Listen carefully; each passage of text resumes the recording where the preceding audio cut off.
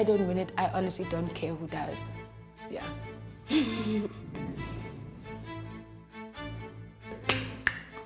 Let's see.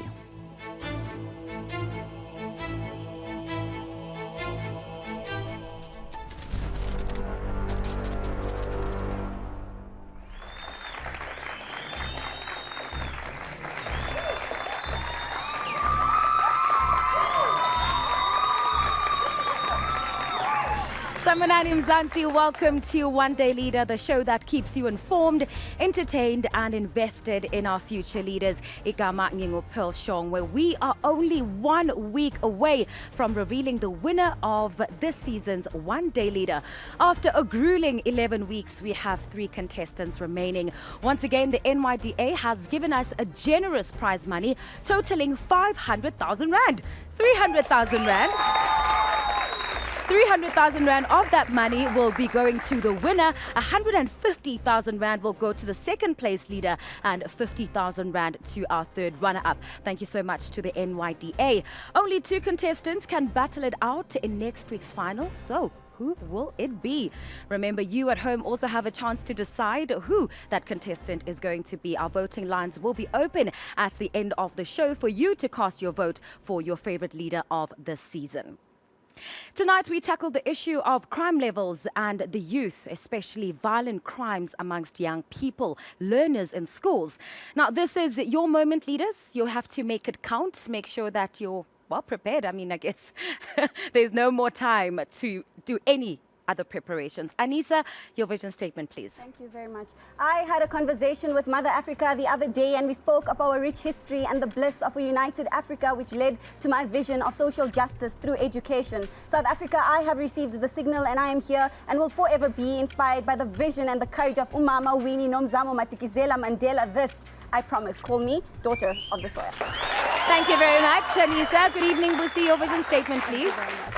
I am not a martyr, but I am an activist and a black radical feminist. And I believe in the fire of black love, the sweat of truth, and in free decolonized education. I am not here to imagine a world that ought to be, but I am here to create a world, an Africa, South Africa, that should and will be by any means necessary. I am Agent Mufirifiri at your service. Thank you very much, Leader 5. Leader 6, welcome. Your vision statement, please. South Africa, I wrote a letter to myself because never did I think a young gay colored boy from Polokwane could make it this far. I fought the norm, I defied the odds, and I am proud of myself. Many said that I couldn't do it, but I did. To anyone wondering if being who they truly are is worth it, babes, it's gonna take a while, but you're gonna get there. Queer person, I'm looking forward to seeing you immerse yourself and being really proud of who you are. Thank you very much to you, Leader 6. Well, Mzansi, you've heard what they've got to say. Thank you very much to our leaders for their vision statements. Now let's take a look at that scoreboard. Well, Leader 6 leads the pack with 952 viewer votes. Leader 2 follows with 201 votes. And Leader 5 lags way behind with 21 votes. Congratulations to you, Leader 6. Be on the lookout, because this means that you have earned yourself an advantage. We'll let you know what that is a bit later on. Now, Mzansi, as you can see, we have wiped the scoreboard clean. Our series scoreboard has everybody on 0 points. Mzansi, as a one-day leader, we are changing the game. We're putting pressure on all these leaders to fight harder to earn their place as the season's overall champion. Mbugeli, kubalekile ukuzwa eyakho imbono nokuthi umvotele phela umholi omthanda kakhulu. Ngakho-ke, let's take a look at how you can cast your vote. To vote for your favorite leader, SMS his or her number to 32792. If you want to vote for Anisa, SMS Leader 2. Busi, Leader 5, and for Webster, SMS Leader 6. Our voting lines will be opened after the show ends and will only close next week, Thursday, during our grand finale. Back to tonight's issue. Youth violence is a growing challenge worldwide. In most countries, young people, particularly young men, constitute both the majority of perpetrators and victims of violence and crime. Now, a study conducted by the Center for Justice and Crime Prevention revealed that young people who've been victims of violence are 6 times more likely to commit a crime than those who have not been victimized. Now, the prevalence of youth violence in our country will require dedicated and targeted responses. Kodwa Mzansi, ingabe siqala kuphi? Where do we begin? But before we get into the debates and all that exciting things that you love, let's introduce our guest judge. Mr. Wasim Karim is the CEO of the National Youth Development Agency, an agency that was established to develop and empower young people. Also, allow me to welcome our resident judges, Gugulethu Gugs Mhlungu, who has over 10 years experience in media. Currently, she's the deputy editor for a leading magazine and was the winner of the 2015 Columnist of the Year at the Legends Media Awards, as well as Ndumiso Hadebe, who is a One Day Leader alumni who won season 2 of this very show. He's an economist by profession as well as an entrepreneur. After that mouthful, let's give them a warm welcome. Let me start with our guest judge. I know that the NYDA is running quite a number of programs, you know, just to try and intervene in what we are experiencing as violent crime amongst the youth. Tell us about those programs. Yeah, good evening, Pearl, and good evening to everyone watching. So I'll start off with a statistic for you. Generally, studies find that violent crime is linked to inequality. And if you look at South Africa's inequality, our Gini coefficient is 0.9, whereas perfect inequality is 1. So we're really touching very high levels of inequality in South Africa. And we think that translates into the violent crime we see, especially amongst young people. So effectively, we do 3 things. 1, we work with local communities to establish community safety centers where young people can report crime, for one, can talk about the challenges that they face, where they have a safe space to be able to express themselves. So that's what we do at a micro level. At a national level, everything the NYDA does is based on partnerships.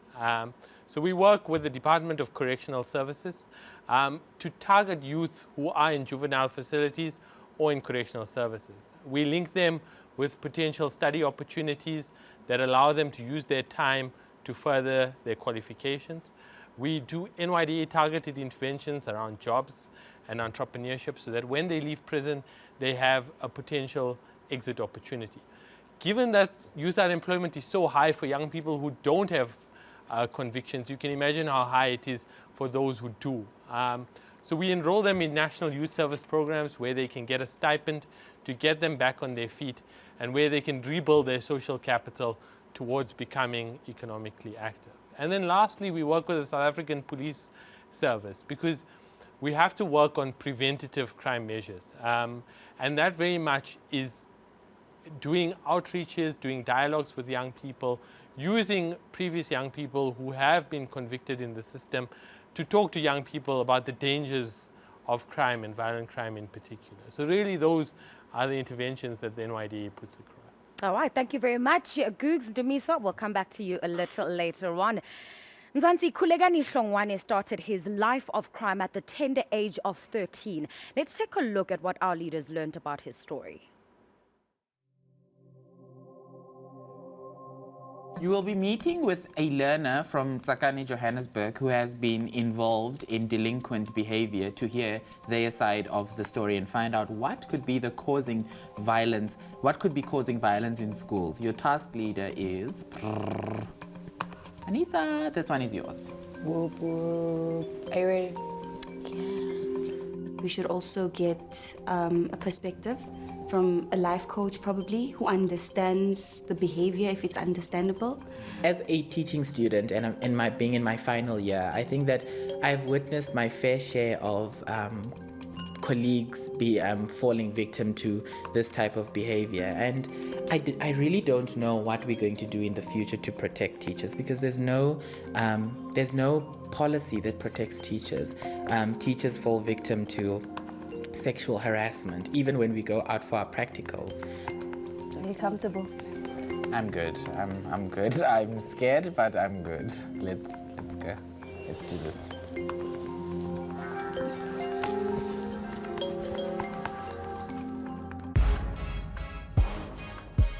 The task requires us to speak to problematic learners, but what we've also decided that would be really great is to speak to a life coach that actually deals with these learners. What happened? How do you get arrested at 16 years old? Can you tell us a bit more about your story? Actually, it started way before before I was even got arrested. I was 13 when I started smoking, and that shade became a year when I was no longer graduating from a higher grade from a lower grade to a higher grade at school. But I started to graduate from smoking and stealing into taking drugs and robbing people, and that's what led me to get into jail.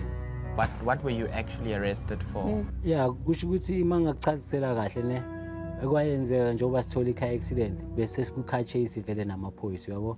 So bese sigijimiswa amaphoyisa, then udriver bengasimi udriver beku-achuse wami beke-driver, mina bengiku-passenger seat, and then mina ima ngithi bengiphethe isibhamu, so yena meke-driver mina bengidubula amaphoyisa ukuthi mhlambe alahle i-direction yabo. So unfortunately walose i-control yemoto, sathola sesiku-accident. Masiku-accident kanjalo lapho saboshwa siphaphama sesisema-rent clinic. That's when sizithola sesisejele. Sitrayele for 2 years, therefore bangisentensa mina 18 years and abamsentensa 24 years. He's able to recognize the root cause of his problem, or the problem that he had in the past that led him to getting into prison. Ucabangani ngalokho kwenzakalayo manje ezikolweni? As khona omunye umuntu ke wathi kimi, I don't blame you but I blame where you belong. Leyo nto leyo yangifaka ukuthi ngazibuza izinto eziningi ukuthi lo muntu lo wenze mina mistake but uthi akabheki mina ublame la ngibuya khona because of ignorance yabazali. Yiyo naye into engibona ngathi iya contribute ukuthi abantwana bagcine sebeyenzani bayenza noma yini abafisa ukuyenza. So ngicela usitshele kabanzi ngalama program awaranda esikolweni yokisa abantwana ejele. Angithi bathi the strongest form of teaching is by showing. So sibabonisa ukuthi mhlambe eprison kunjani and ile ma-behavior lawo bayenzayo ukuthi azobalilela ukuthi baphile impilo enjani, and they be able ukuthi bayiface nale mpilo le ephilwa kuphi ejele. And then usisi lo is one of our students ukuthi mhlambe ake haya eprison abone ukuthi eprison kuphilwa yiphi impilo, and mhlambe naye angafisa ukwazi ukusho ukuthi yena yini akayifundile. Engiyifundile ejele ukuthi kumele ngazi ukuthi esikolweni ukuthi ngizeleni, because lapha akukho easy, kunzima, because ngibonile ukuthi vele nama yidingi ngizokhona ukusurvive ukuthi mengaya lapha yana ngiboshwe akukho lula vele. So is there perhaps students who are to a certain extreme, actually very extreme, that you take under your wing? Is there perhaps one that we could see? Hey, bakhona baningi, but oyi-one nje engimcabangayo ukuthi mhlambe useduze manje unkosi nathi singaye kombona ngaba free mhlambe ukuthi akhulume nani, ngingazi noma mhlambe yena uzovuma na, but singaya kuye sizwe ngaye ukuthi yena uthini. It's very interesting that someone who has served that long sentence is actually interested in going back to his community and trying to show the people or the children of the community the right way. Very interesting insights there from our leaders. I'd love to come to you, Gugu, very briefly. I want you to weigh in on this. Where is the problem? Is it how we're raising our children? Is it how exposed they are to violent crime? What do we, put this down to? So I think Asim touched on it briefly, but we're speaking about a structural issue here. So if we're going to speak about young people and violence, I think it's quite important to note that young people generally are raised in very violent situations. Especially, we are speaking in particular here about young black people. And those are the most marginalized, poorest members of our society who often live in the most under-policed, under-resourced, most violent communities. And so if we're going to begin to understand how we raise violent young people will then become violent adults, because the violence doesn't stop once they reach 21. We see violence continue into adulthood. We then need to figure out what it is about this society, this context that young people are being raised in, and then begin to tease out the nuances. What is it about inequality, poverty, crimes of opportunity, also the failure of our basic education system, where we lose young people between the ages of 15 and 16. So it's quite a complicated topic. But I also think at this stage of the competition, our leaders are quite competent to tackle this question. All right, Googs, thank you very much. Well, indeed, after the break, we will be getting into our first debates. They're going to be very, very interesting. It's time for us to take a quick break. Do stay with us.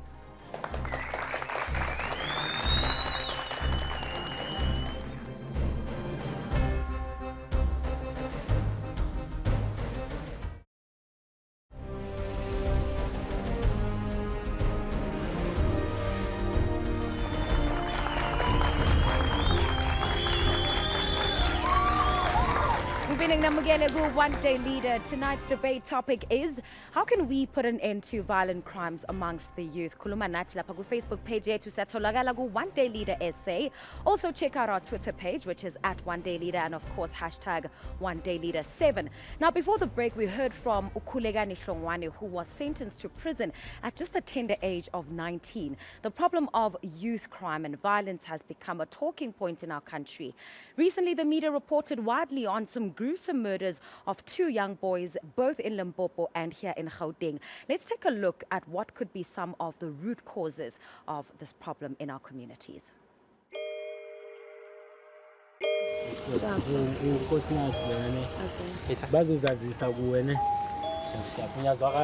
Thank you so much. After our chat with the life coach, he introduced us to one of his subjects, if I can call it that, Nkosinati.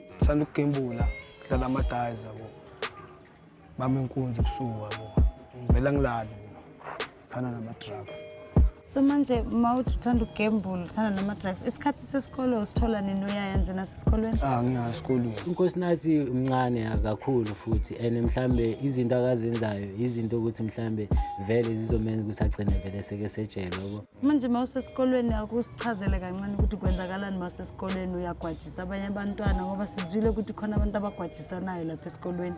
Ngisesikolweni angigwajisa abantwana into engiyenzayo nje ukudlala amadayizi kuphela.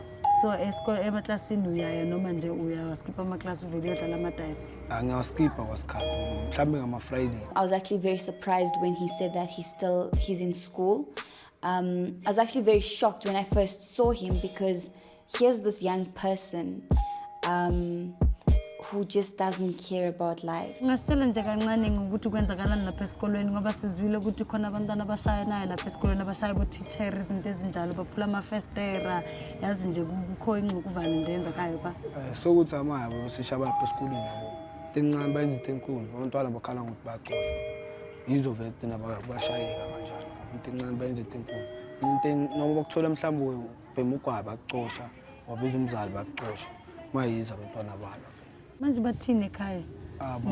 So ngiserumini ngisho ngilala ngaphandle. So ulala ngaphandle erumini abakubona endlini.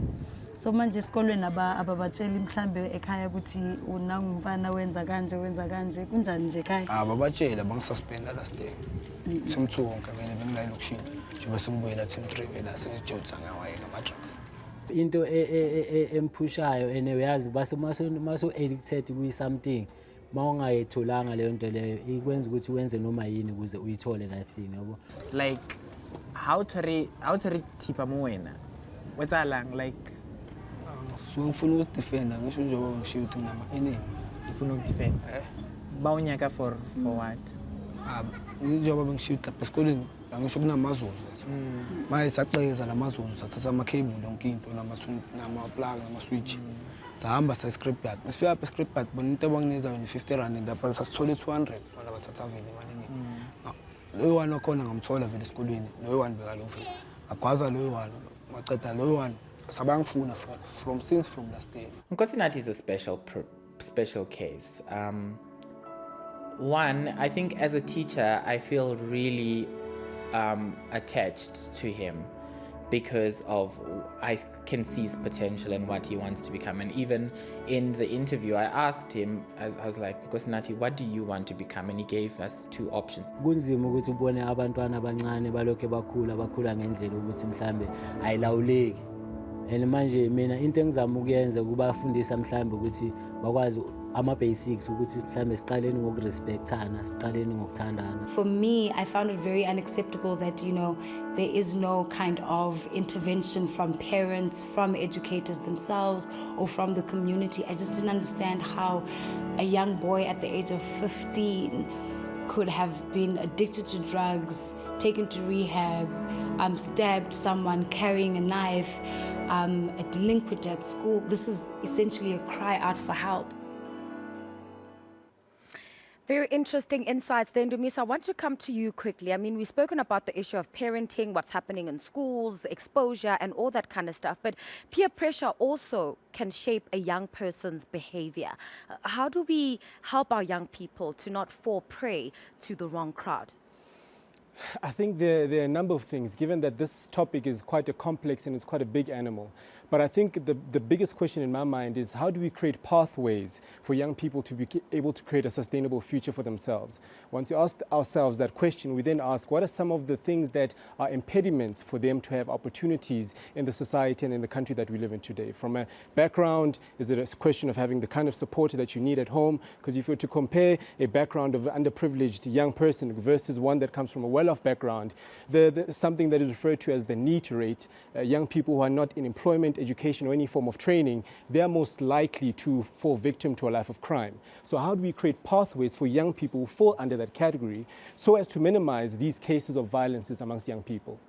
Thank you so much for your insights. Now, after the break, we'll find out from our judges how our leaders performed in their task. Don't go anywhere.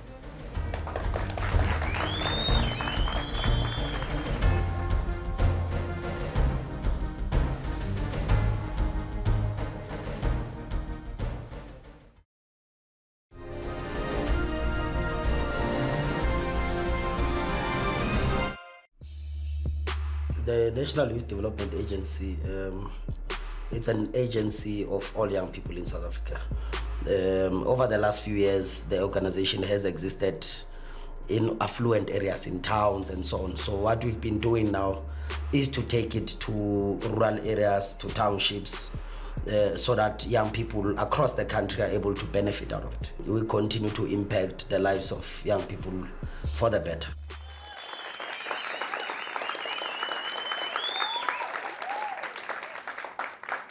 One day leader. Now, as you've seen, the NYDA is an agency that is helping young South Africans be more proactive in building the economic future of our country. And a huge shout out to them for being our main sponsor on the show. Now, before the break, we watched our leaders in conversation with some troubled youth in the community of Tsakani. And they were really trying to understand what it is that led these young people to a life of crime. We're going to come to you, your insights on how our leaders handled that task. Do you think they asked the right questions, and was their approach good enough?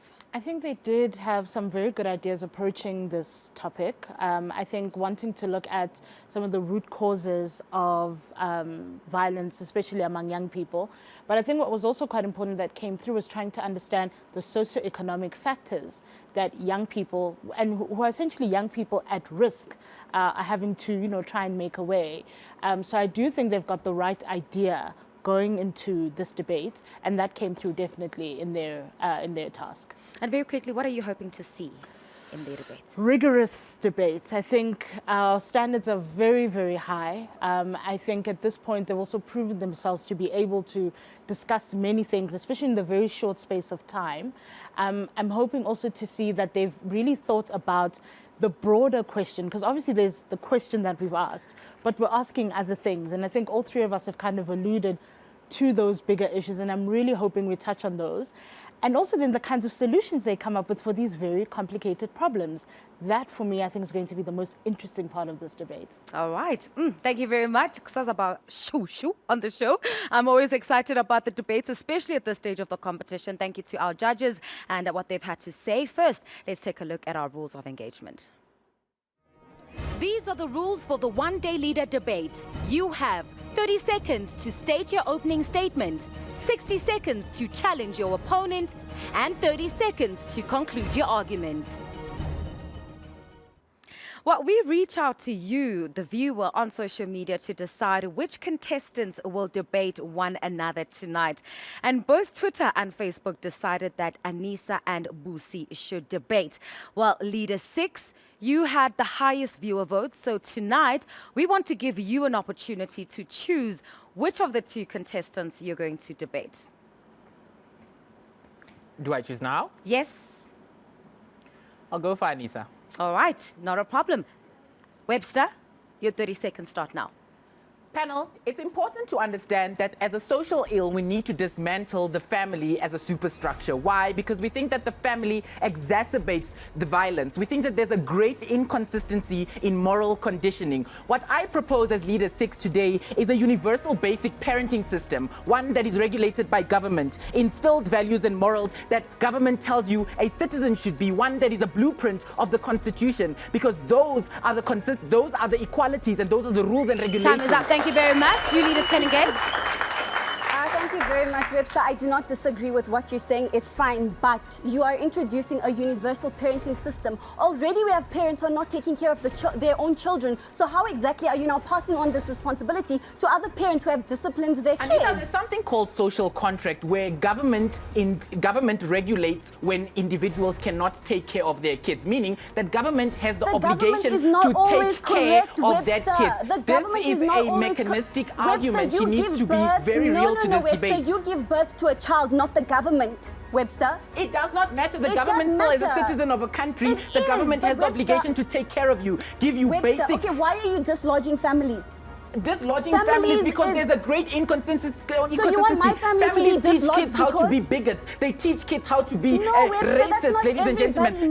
This is the fundamental place where we break down the inconsistencies in moral conditioning. And now you because want us this to debate dislodge is largely about whether or not we are Thank you very much. Webster, you have the remaining 30 seconds to close your argument. Panel, what I'm doing tonight is an active conscientization of the family as an institution. Because we're telling you that families teach their kids to be racists at the dinner table. That is a place where we can't reach. That is a place that says that they are able to be racist at that point in time. As a universal basic parenting system, the government takes care of that child to a point where when that child makes an autonomous decision, they're able to stand trial, because we are done with people that kill the Torisho Timanis of this world. Ladies and gentlemen, I am very proud to stand with my Time is up. podium. Thank you very much. The tables are turned. Anissa, your 30 seconds start now. Broken by unfavorable conditions of their environments, our youth are in trouble. The abnormal has been normalized. See, it's a bit complicated because the youth are both the perpetrator and the victim. Our human interactions have become so scarce that the only time we meet in the streets is to beat each other up about what was said on social media. The broadcasters, hand in hand with parents, need to do away with allowing their kids to watch certain content, because they now want to become the Rambo, they now want to become the James Bonds, and they affect society and other people whilst doing this. Time is up. Thank you very much. You leaders can engage. Panel, understand that nothing that she has said is mutually exclusive to my case. Hang on. Definitely. Nothing that she has said is mutually exclusive to my case. What I'm saying is that universal basic parenting system works best with her. What's your question? She is not giving you a solution. No, but you're not asking me a question so I can give you the solution. Anissa, don't be mad. I'm not being mad. You engage in your debate and not mine. Let's engage my debate. Anissa, what you're saying is not mutually exclusive to my debate. I solve her problems better because you don't tell us that bullying is 83% in schools and gangsterism is 60% of the schools. Webster, you won't give me a question, so now I have to have a monologue. Give me your question already. Panel, there is no way that we can have a mutually have a debate in isolation. South Africa, can you she ask him needs to give me the understand question, that I better solve her problems. These kids You're are not asking a unequal. question, They are Webster. impoverished. These kids have your bigger conversations at the dinner table. She needed to tell us what the comparative was. All right, thank you very much. Anissa, you have the remaining 30 seconds. The youth have a growing culture of the I want mentality, and they have been surrounded by poor graduates and rich thugs. So how exactly do we talk them out of this? The worldwide statistics shows us that 200,000 people, there's violence that occurs amongst worldwide, and we can never endorse such criminal behavior. But South Africa, we need to have intense programs such as increased community policing forums. We need to have family, students-family interactions at schools. We need to show a child love and support, because most often in cases like these, we do not need Time is up. Thank you very much. Okay, Ndumisa, I'll have to come to you for this one. Your impressions on that first debate? Look, some of the points that they raised are quite similar. I think they both identified that the family unit is a very important structure, particularly as it relates to the influences that young people have in this regard. And as a consequence of that, there are other multiple factors that contribute to this violent behavior, of which I think this debate was particularly limited, although you focused on the family unit, but there are other aspects as well that you did not necessarily focus on, which I expected to hear out of this debate. Of course, the engagement, I think it's because we're at an intense stage of the game. Engagement was very poor, unfortunately. And so as a consequence, I don't know, am I supposed to then give the outcome? Yes, please. Anissa. All right, thank you very much. Congratulations to you, Anissa. Voting lines will be opened at the end of the show. Ngakho-ke votela umholi omthanda kakhulu ngoku-SMS igama elithi leader, and they number to our SMS line, which is 32792 at a cost of R150 an SMS. Masbuye Dollar, we get into our next round of debates as chosen for by you.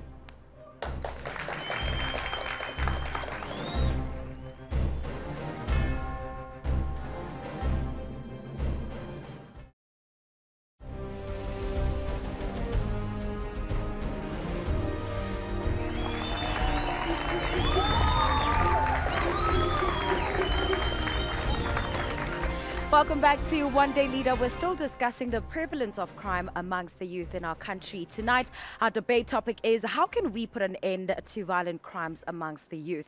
Our second debate is, of course, between Leader 2, Anissa, and Leader 5, Busi. Anissa, your 30 seconds start now. South Africa is one of the most unequal societies in the world with a Gini coefficient of 0.63. And unfortunately for the black child, material conditions breed such. What exactly am I saying, South Africa? As much as we can run away from our dark past and the brutalities of the system, it'll always haunt us. The scars have begun to undo and the rot is being exposed by the youth in today's time. One of the solutions, is the CPF and also the township economy, South Africa. We need to give townships their economies back and we need to give this into their hands. All right. Thank you so much. Thank you very much. Your time is up. Leaders, you have 60 seconds to engage. Thank you very much.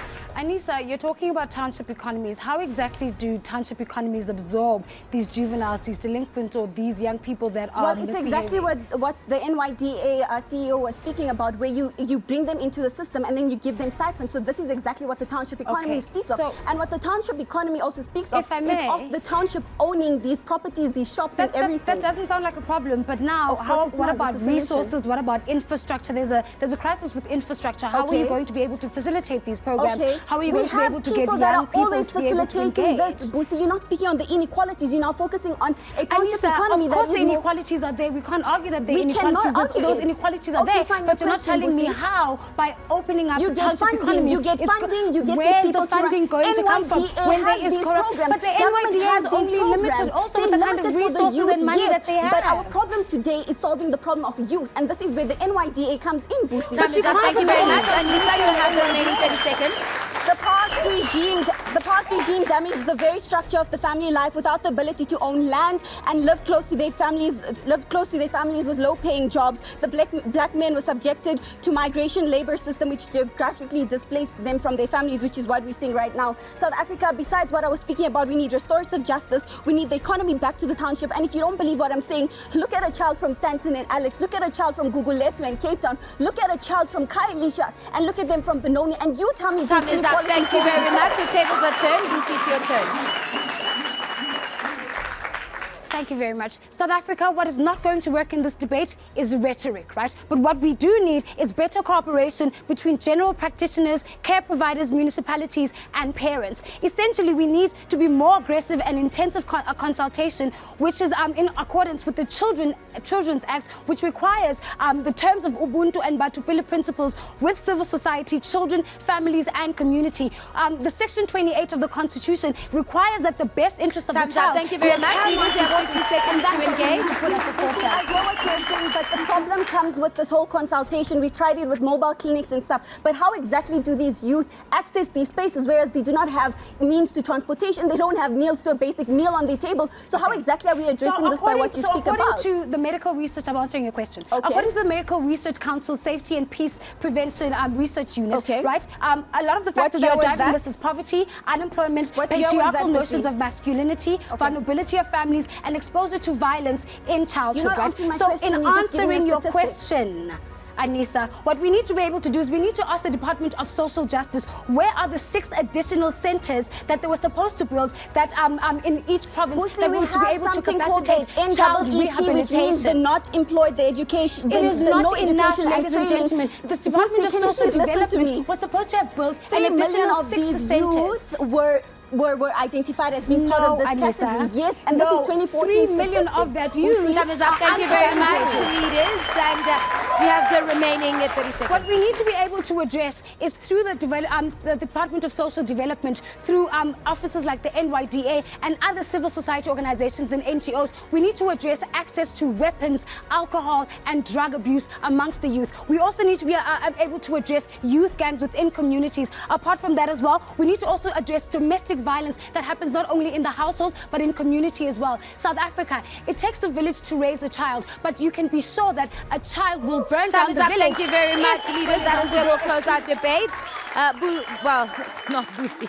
Gugu, will come to you just very briefly, your impressions and the winner of that one, please. So I think a very nuanced debate. I think we're starting to get into the real meat of, so what does it look like when a society produces and reproduces violence, and then it begins to show in young people.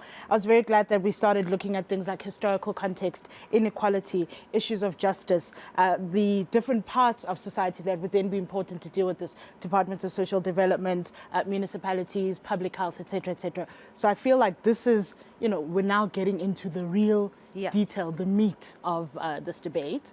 And it was very close, but this one goes to Busi. All right, thank you very much. And congratulations to you, Busi. Thank you, judges. Well, please continue to send us your comments by using our Facebook page, One Day Leader SA, to share your comments on the topic. Also, check out our Twitter page at One Day Leader and hashtag One Day Leader 7. It's time for us to take a quick ad break. Do stay with us.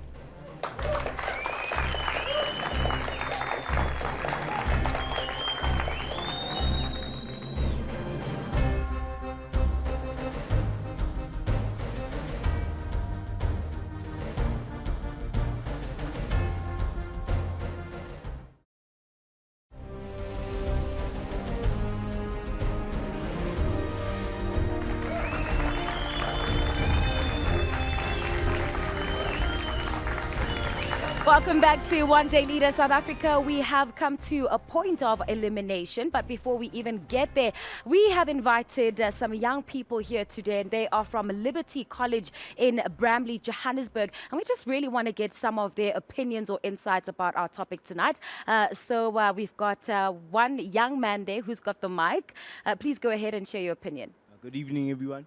I would like to say this topic is actually interesting because it's a wide topic, and it looks at a lot of factors, as we saw that gambling, gangsterism, drugs can actually lead to more violence or the increase in violence. So I think if we can get the root cause, then we can stop the symptoms. All right. So, quickly pass the mic to your colleague there. Your opinion, please. I think that the government is not doing enough to stop things like bullying and substance abuse. They should really do more things to stop such things, because schools are really hard places for us to learn. Schools are supposed to be the safest places. Like whenever we go to school, our parents should be like, yeah, my child is safe, but because they're no longer safe, well, I don't think schools are And what safe about anymore. your parents? Shouldn't your parents make sure that they model the appropriate behavior for you so that when you're at school, you're able to behave and respect your peers? I don't really think it's the parents' job. I think it's the child. You think it's the child, but who raises the child? It's the parents, but even if a parent raises a child in a correct way, children, they just make their own decisions. There's lots of peer pressure. They want to fit in with other students in the school. So obviously they won't listen to their parents. They'll listen to people who are their age instead of their parents. I see. Brilliant. Thank you so much, guys.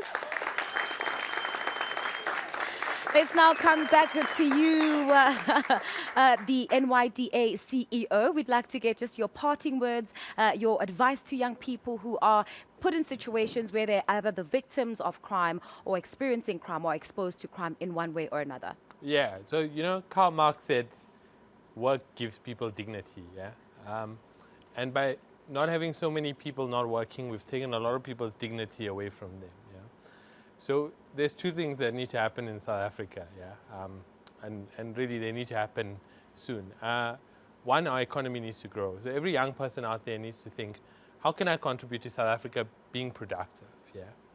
And secondly, we all need a social compact that says that we put our differences aside. And whether you're a business leader or whether you're just a citizen of South Africa, whether you're government, you agree to put those differences aside and work together for the betterment of South Africa. Yeah. And if we can get those two overarching things going, and if we all commit to those two goals, I really think all these factors like violence, inequality, and poverty, we can start tackling them across a period of time. Wasim, thank you very much. And Googs, your parting bit? I think part of the thing here is about also what we've normalized in society. It came up in one of the debates about, you know, the abnormal becoming normative. And really, I think it's easy to speak about young people as almost an exceptional group, as outliers. But really, young people are a microcosm of society. And part of this conversation is about what is it about the society that makes it so we keep producing this kind of behavior, not just in young people, but, you know, across the board. And for me, I think part of the conversation, and I hope this is the conversation that happens after the show, after the season, is what is it about this society that needs to fundamentally change? What is it about our basic morals, our ethics, our learned behavior, our accepted behavior that needs to fundamentally change? Because I think there is where we see how you begin to change a society. All right. Dumisa, very briefly, parting words from you, please. Yeah, I think these young people have demonstrated the capacity of South African young people. I think there's been a lot of growth throughout the show. And although it's quite a difficult point in the program right now, I would just would like to make reference to the words of former President Mbeki when he said that gloom and despondency has never defeated adversity. We need not be triumphalist because today the sun shines. Nor need we be despondent because today it rains. And so regardless of what happens today, and for young people watching today, may they take inspiration from your demonstration of courage, of diligence, and demonstrating the capacity that young people have to lead. Thank you very much, judges, for your insights tonight. Now let's take a look at our overall scoreboard for tonight's episode.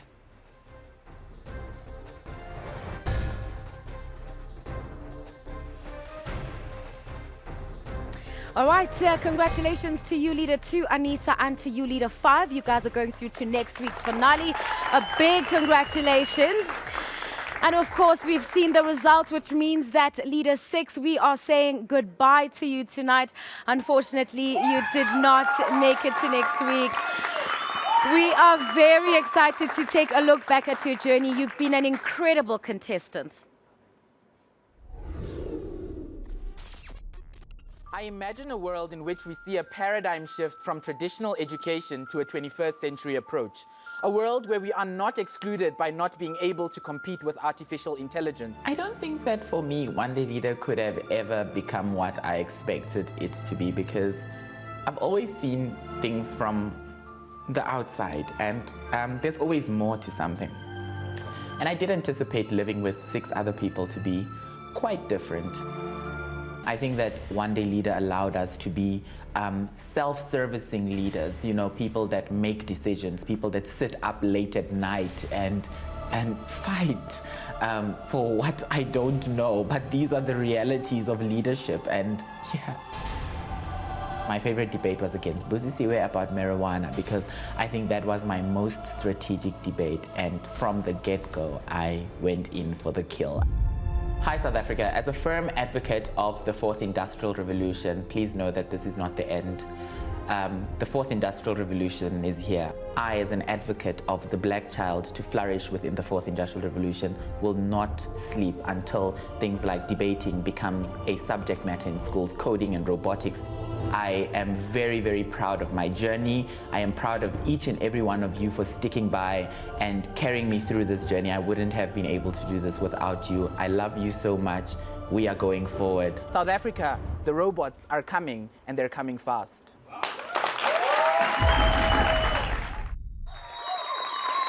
A very well-deserved, rousing applause for Leader 6. And even though Webster is leaving us tonight, he is, of course, the third runner-up, which means he will take home 50,000 rand. And you have every right to dance and be happy about that, Webster. I would just really love to get your parting words tonight for South Africa. You know, Pearl, I'd like to thank every single person. I'd like to thank my mother. I'd like to thank my brother, without whom I would have done nothing here. I would like to thank every single one that stuck by me. Sis Gugu, Dumiso, you guys gave me courage throughout. Every single one, queer people, LGBTQIA, you are safe. I'm here for you. And look, the robots are here, but we're going to defeat the robots. Well, thank you very much, Webster, for having been a part of this contest. We wish you all the very best, and I have no doubt that you'll continue to do well as a leader out there. Well, big congratulations to Leader 2 and Leader 5. This is the first all-female finale, guys. Well, good luck for next week. We are looking forward to seeing you guys in the final. Our voting lines will be open after the show. Keep on voting for your favorite leader by SMSing their number, or the word leader rather, and their number to 32792 for them to stand a chance to win the grand prize. Now, for now, I'll leave you with a quote by John C. Maxwell, who says, "A leader is one who knows the way, shows the way, and goes the way." That is all for tonight's show. Thank you to everyone who joined us today. Of course, our amazing candidates, our judges, our studio audience. Shout out to Liberty College from Brandley, Johannesburg. They've truly added something very special tonight. Thank you to you at home for joining us. Let's catch up again next week when we crown our ultimate one-day leader. This is season 7. Wow, it's a big one. From myself, Pearl Shongwe, Manze, Ubambo Luima Gezangelbisi, Emanti Atleti, and the rest of the one-day leader team. Take care.